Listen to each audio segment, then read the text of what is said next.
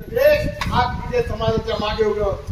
तुम्हाला आनंदाची बातमी सांगतो, हा इतिहास दिला म्हणून माझा काल सत्कार झाला औरंगाबाद जिल्ह्यात.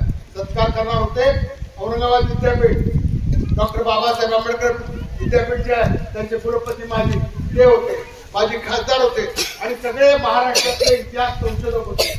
हा इतिहास शोधला, त्यांना खूप बरं वाटलं. त्यांना हे सांगितलं हा इतिहास सुवर्ण पानावर लिहून ठेवण्यासारखा आहे, परंतु केवळ आदिवासींचा इतिहास आहे म्हणून त्याला इतिहासाच्या पानावर जागा मिळाली नाही. तिथं बोलला सगळ्यांनी टाळा वाजवला.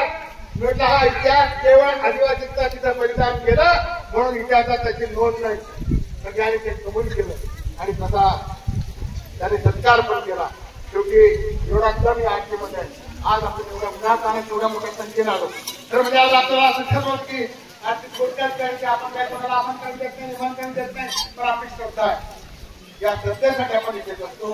आणि मग आपण या श्रद्धेने झाला ते सगळ्यांना सांगणार आहे, तरुणांना सांगणार आहे हा इतिहास हा इतिहास सगळ्यांना सांगता आला. हा इतिहास महाराष्ट्रभर गेला, हा इतिहास देशभर पोहोचवायचा आहे, हा इतिहास आपल्याला घराघरामध्ये पोहोचवायचा आहे आणि सांगायचं आहे आम्ही कधी काम नाही थे आमचा या देशाला स्वातंत्र्य मिळण्यासाठी सहभाग आहे, आमचं सुद्धा रक्त याच्यासाठी सांडलेलं आहे हे आपण अभिमानाने सांगू शकू. आणि म्हणून आपण दरवर्षी हेही मला सांगायला आनंद होतो, उभ्या देशामध्ये फक्त स्मारक ठिकठिकाणी केली 14 स्मारक अशी अनेक ठिकाणी स्मारक आहेत. स्वातंत्र्य युद्धातले फक्त 9 ऑगस्टला जातात, साफसूफ करतात, जनगण म्हणतात आणि कार्यक्रम आटोपतो. महाराष्ट्रात नाही देशामध्ये असं एकमेव ठिकाण आहे रावला पाणीचं की तिथं सगळा समाज आपल्या पूर्वजांना श्रद्धांजली देण्यासाठी एकत्रित येतो, कुठेही जात नाही. पायी येतो समाज, अजून रस्ता नाही, कारण आमची श्रद्धा आहे.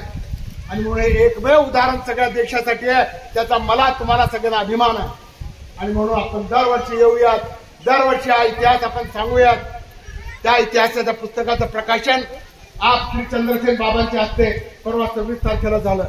बाबांना पण खूप आनंद झाला. शेवटी हा इतिहास प्रत्येकाकडे गेला पाहिजे हीच आपली त्याच्या मागची भूमिका आहे, इच्छा आहे. एवढं सांगतो. तुमच्या सगळ्यांची रजा घेतो. खरं 10 मिनिटं बोलायचं होतं, पण एकदा बोलायला लागलं की घड्याळाचे काटे काय मला समजत नाही आणि म्हणून आपण सुद्धा शांततेने ऐकून घेतात. आपण ऐकलं त्याबद्दल मी आपल्या सगळ्यांचे आभार मानतो आणि सगळ्यांना